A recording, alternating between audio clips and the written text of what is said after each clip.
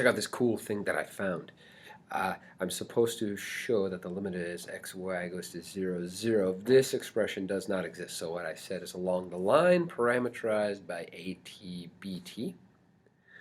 Well, this limit in two variables becomes this limit in one variable. You replace x with at and y with bt. Downstairs, that means I have a squared t squared and b squared t squared, factoring out the t squared, and then let's see, t squared square rooted. Okay, so I just have an absolute value of t down there.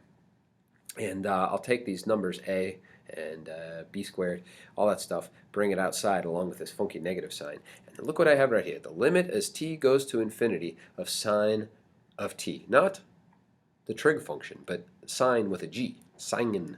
That is to say, this is 1 if t is a positive number, and -1 if t is a negative number. This is just another way of writing t divided by the absolute value of t. Well, what we have here is a limit that does not exist. Let's see.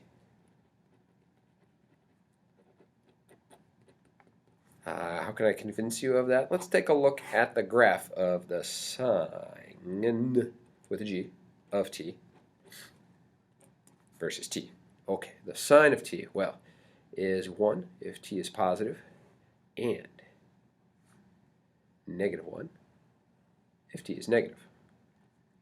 Okay, do you see any discontinuities in this function? Of course, right there at 0. Right? The limit from the left, even a limit in one variable, is a two-sided limit. If the limit from the left and the limit from the right do not agree, then the limit does not exist. Let's take a look at the limit from the left. The limit from the left, values of t strictly less than 0, well, the limit would be -1. And the limit from the right, using values of t strictly greater than 0, well, the limit would be +1. The left and right limits do not agree, so this limit does not exist. So the limit as the limit in two variables, -x over x squared plus y squared, and with the square root, does not exist. That is to say, there is no number which is equal to